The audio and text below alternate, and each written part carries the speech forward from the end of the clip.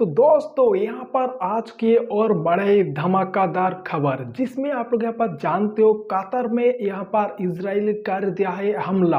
और यहाँ पर क्यों किया है और यहाँ पर कतर ने भी यहाँ पर किस इसके खिलाफ क्या एक्शन लिया है कि नहीं लिया है वो सारे के सारे हम लोग बात करेंगे और आप लोगों को बताने वाला हूँ।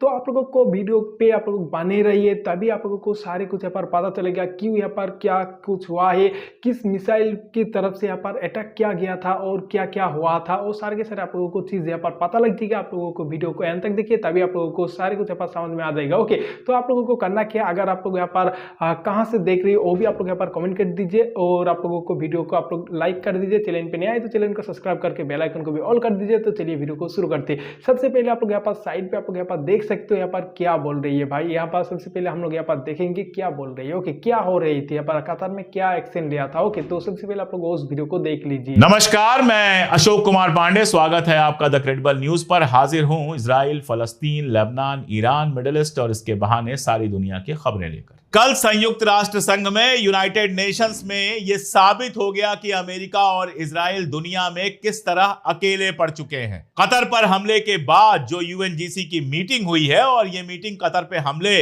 पर नहीं थी, यह मीटिंग बहुत साफ साफ थी कि फलस्तीन और इजराइल दोनों नेशन एग्जिस्ट करें। यह इंपॉर्टेंट इसलिए है कि इसके ठीक एक दिन पहले नेतन्याहू का बयान आता है कि there will be no Palestine, फलस्तीन जैसी कोई चीज होगी ही नहीं। यहां पर यह वोटिंग होनी थी कि फलस्तीन आजाद मुल्क की तरह इजराइल के साथ को एग्जिस्ट करेगा, यानी फलस्तीन एक खुद मुख्तार मुल्क होगा। फलस्तीन का यह हक है कि वो आजाद हो और खुद मुख्तार हो। यह प्रस्ताव जो था वो फ्रांस और सऊदी अरबिया का था। इस पर हुई वोटिंग और इस वोटिंग में 142 देश दुनिया के इस प्रस्ताव के साथ खड़े हुए, जिसको अब न्यूयॉर्क डिक्लेरेशन कहा जा रहा है।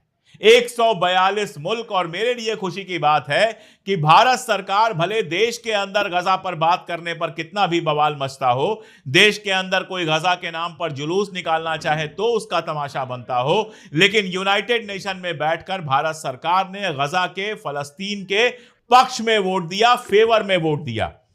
भारत उन 142 मुल्कों में शामिल हुआ जिसने कहा कि फलस्तीन को एक खुद मुख्तार मुल्क बनना चाहिए और एग्जिस्ट करना चाहिए। इजराइल जो ये कहता है कि फलस्तीन जैसी कोई चीज नहीं है, फलस्तीन जैसी कोई चीज नहीं बनेगी, ये गलत है। और सबसे मजेदार बात यह है कि आप उन 12 नेशंस के नाम अगर पढ़ेंगे जिन्होंने इसके खिलाफ वोट दिया तो आपको हंसी आएगी। 4 मुल्क तो सपने में भी कोई मुझसे पूछता तो मैं कह देता कि ये चारों तो खिलाफ होंगे ही। यूनाइटेड स्टेट्स यानी अमेरिका, इजराइल, अर्जेंटीना और हंगरी, इन चारों मुल्कों के बारे में तो हम जानते ही हैं। अमेरिका तो कई बार लगता है कि इजराइल का गुलाम है, उस पर आगे बात करेंगे। इजराइल तो अपने खिलाफ कैसे ही बोलता। हंगरी और अर्जेंटीना के बारे में भी यही सच है। लेकिन इसके अलावा जो मुल्क हैं उनमें से कुछ के नाम सुन लीजिए और उसके बाद आप हंसिए। माइक्रोनेशिया नाम का कोई मुल्क है, नवारू नाम का कोई मुल्क है, पलाऊ नाम का कोई मुल्क है, टोंगा तो नाम सुना हुआ है मेरा, और न्यू पापुआ गिनिया, इसका भी नाम सुना हुआ है। इस तरह के छोटे छोटे मुल्क जो पूरी तरह से अमेरिका के गुलाम जैसे मुल्क हैं, जो अमेरिकी पैसों पर पलने वाले मुल्क हैं, इनके अलावा किसी देश ने इजराइल का साथ नहीं दिया। जो बात मैं बार बार आपसे कहता हूं कि दुनिया में डर की वजह से या पैसे के लालच की वजह से भले इजराइल के साथ कुछ लोग दिखाई देते हों, लेकिन पूरी दुनिया में इजराइल और अमेरिका लगातार अकेले पड़ते जा रहे हैं। ये वोटिंग इस बात को बिल्कुल क्लियर बताती है। इसके बाद मैं आपको दिखाता हूं एक विजुअल और फिर होगी आगे बात। ये विजुअल जो है ये दोहा की सड़कों का है। दोहा की जो आवाम है, कतर की आवाम है, वो सड़कों पर आई है इजराइल के खिलाफ और जबरदस्त प्रदर्शन हो रहा है। जो बात मैं बार बार कहता हूं कि हुक्मरानों की भले इजराइल के साथ साठ गांठ हो, लेकिन अरब जो जनता है, अरब अवाम है, उसका बड़ा हिस्सा इजराइल के सीधे सीधे खिलाफ हो चुका है और वो किसी भी हालत में इस बात को बर्दाश्त करने के लिए तैयार नहीं है कि उसके हुक्मरान इजराइल के साथ पींगे बढ़ाएं। ये उस बात का सबूत है।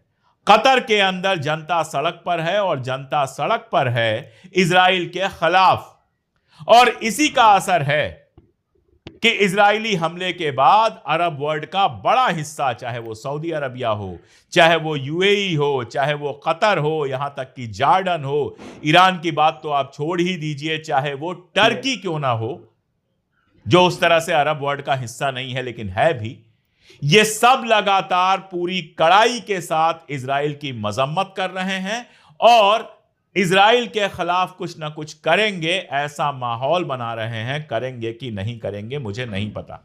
बहुत सारी बातें हमें पता नहीं चलती हैं, बाद में पता चलती हैं। इजिप्ट से यह बयान आया है कि पहले इजराइल का प्लान यही था कि कैरो में जिस समय हमास के लीडर्स इकट्ठा हुए थे उनको मार दिया जाए। इजिप्ट की जो इंटेलिजेंस है उसको यह पता चला और उसने इजराइल के सामने क्लियर किया कि यह रेड लाइन है। अगर आपने इजिप्ट के अंदर कोई हमला किया, इसका सीधा मतलब है कि आप इजिप्ट के खिलाफ जंग छेड़ रहे हैं और इजिप्ट जंग में शामिल हो जाएगा। सीधी लड़ाई होगी इजराइल के साथ। इसके बाद इजराइल ने अपना प्लान कैंसिल किया और अगली कोशिश दोहा में की, जो बुरी तरह से नाकामयाब हुई है।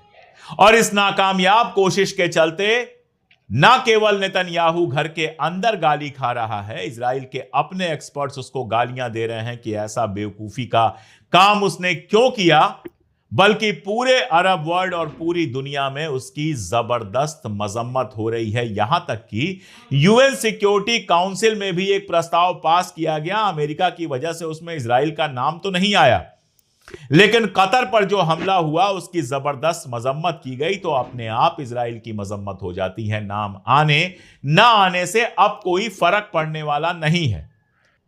सऊदी अरबिया के जो विदेश मंत्री हैं, उनसे किसी पत्रकार ने पूछ लिया कि क्या फलस्तीन के लोगों के माइग्रेशन की जो बात चल रही है, आप सोचिए नीचता की हद है। वॉलंटरी माइग्रेशन कहा जाता है, यानी अपने मन से बाहर चला जाए। अरे गजा का एक आदमी अपने मन से बाहर जाने को तैयार नहीं है। तो यह सवाल जब सऊदी अरबिया के फॉरेन मिनिस्टर से पूछा गया, तो जिस गुस्से के साथ उन्होंने जवाब दिया है, जिस गुस्से से उन्होंने कहा है कि गजा का एक भी आदमी, फलस्तीन का एक भी आदमी बाहर नहीं जाना चाहता, फलस्तीन की जमीन पर फलस्तीनियों का हक है, आप उनके माइग्रेशन की बात कैसे करते हैं, यह गुस्सा मुझे काफी दिनों से दिखाई नहीं दिया था। बात होती थी, बयानात आते थे, लेकिन यह गुस्सा, यह चिढ़ दिखाई नहीं देती थी।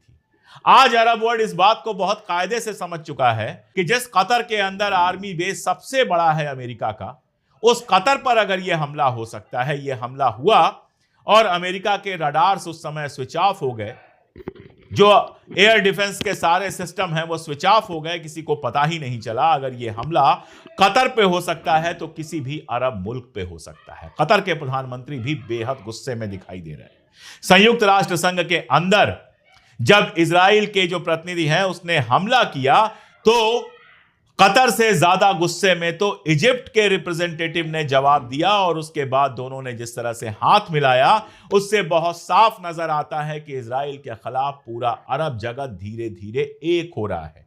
और अमेरिका भी इसमें कुछ बहुत चाह के कर नहीं पा रहा है। अमेरिका के भी जो बयान हैं, एक तो यह नैरेटिव फैलाया जा रहा है कि ट्रंप बहुत नाराज हैं, बेकार की बात है। दुनिया के सारे एक्सपर्ट कह दें कि ट्रंप नाराज हैं, मैं इस बात को नहीं मानने वाला। अब ट्रंप सिर्फ और सिर्फ नौटंकी कर रहा है। मतलब खबर यह चलाई जा रही है कि ट्रंप कह रहा है कि ऐसा लगता है कि जब भी समझौते की बात होती है, सीज फायर की बात होती है, नेतन्याहू कहीं बम गिराने लगता है। यह बात आज समझ में आई है।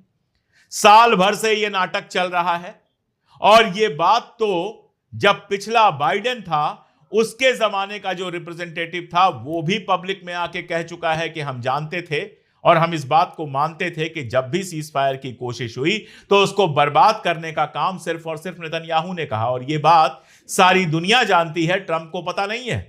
बेवकूफ बनाया जा रहा है दुनिया को, और साथ में अरब देश नाराज ना हो, क्योंकि अरब देशों की भी जरूरत अमेरिका को है। यह सच है, यह सच है कि अरब देशों ने अपना वर्तमान, अपना भविष्य, अपना मुस्तकबिल सब अमेरिका के पास गिरवी रख दिया है।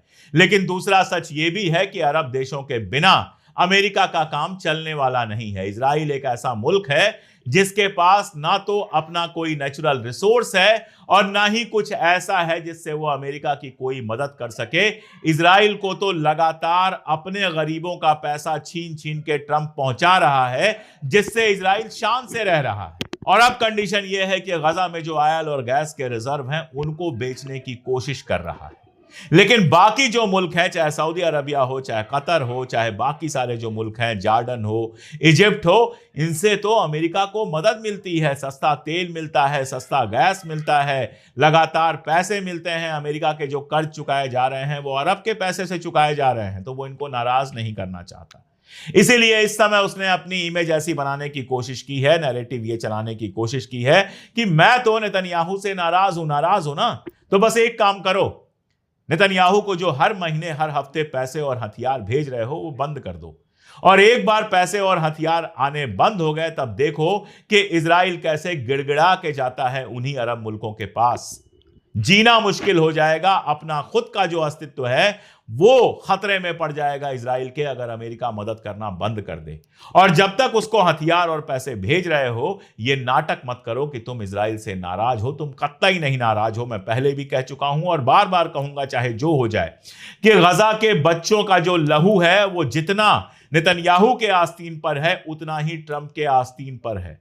न एक बूंद कम न एक बूंद ज्यादा। बच्चों पे याद आया, जो एक्स आर्मी चीफ थे हलेवी, उनका एक बयान आया है, गार्जियन में छपा है, और वो कह रहे हैं कि गजा का हेल्थ डिपार्टमेंट जो आंकड़े देता है वो तो कम है।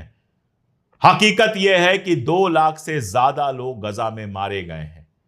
गजा में 2 लाख से ज्यादा लोग मारे गए हैं और तुम ये मानने को तैयार नहीं हो कि वहां जेनोसाइड हो रहा है, और नाटक कर रहे हो कि तुम नेतन्याहू से नाराज हो। तुम कतई नहीं नाराज हो। You are partners in crime. तुम अपराध में साथ में शामिल हो। कभी अगर दुनिया में न्याय हुआ, हक की बात हुई, तो तुम दोनों की एक ही जगह है, हेग के अंदर जो इंटरनेशनल जेल है।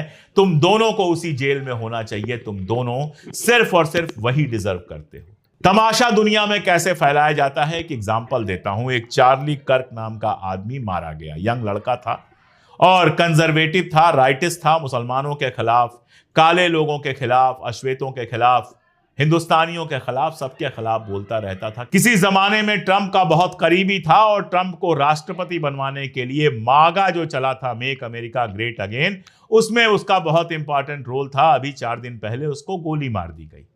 कई लोगों ने मुझसे कहा कि आपने उस पर क्यों नहीं बोला। मैं खामोश था क्योंकि मैं देखना चाहता था कि फाइनली होता क्या है। जिस दिन उसको गोली मारी गई उसी टाइम से नेतन्याहू ने यह माहौल बनाने की कोशिश की कि अरबों ने उसको मारा है, मुसलमानों ने उसको मारा है।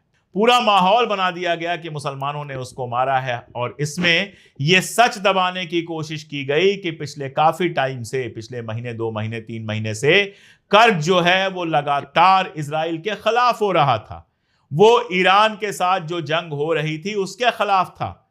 एप्स्टीन फाइल्स को ओपन करने की मांग कर रहा था और इस तरह से ट्रंप के भी खिलाफ हो गया था। और इसी बिना पर बहुत लोगों का यह मानना है कि उसको इजराइल ने मरवाया। खैर, कल जो है जिस इलाके का है ऊटा, वहां के गवर्नर ने बताया कि असली मुजरिम पकड़ा गया है और उसका नाम बताया टेलर रॉबिन्सन। तो गाइज यहाँ पर आशा करता हूँ आप लोगों ने यहाँ पर पूरी वीडियो आप लोगों ने देखी है अच्छी तरीके से। अगर आप लोग यहाँ पर देखिए तो आप लोगों के पास सारे कुछ यहाँ पर समझ में आ गया, क्योंकि आप लोग यहाँ पर जानते हो कतर में काफ़ी ज़्यादा यहाँ पर दिक्कत चल रही थी। मतलब यहाँ पर कतर में यहाँ पर क्या हो रही थी, मिसाइल इजराइल ने छोड़ा था और इसके मतलब यहाँ पर कोई भी यहाँ पर कुछ भी नहीं यहाँ पर बोला था, डायरेक्टली यहाँ पर मिसाइल छोड़ दिया था और यहाँ पर कतर में अटैक कर दिया था। तो यहाँ पर सारे कुछ आप लोग यहाँ पर देख लिया किस किस वजह से यहाँ पर अटैक किया, क्या क्या हुआ था, और यहाँ पर कतर भी यहाँ पर नया एक्शन लेगा या नहीं लेगा वो भी आप लोग यहाँ पर देख लिया। तो दोस्तों यहाँ पास वीडियो सिंपल सा मैं आप लोगों को न्यूज़ आप लोगों को दे रही हूँ। अगर आप लोगों को अच्छा लगी है तो प्लीज़ वीडियो को लाइक कर दीजिए। चैनल पे नहीं आए तो चैनल को सब्सक्राइब करके बेल आइकन को भी ऑल कर दीजिए। तो हम लोग किसी और एक नेक्स्ट वीडियो पे मिलते हैं, तब तक के लिए टाटा बाय बाय, जय हिंद।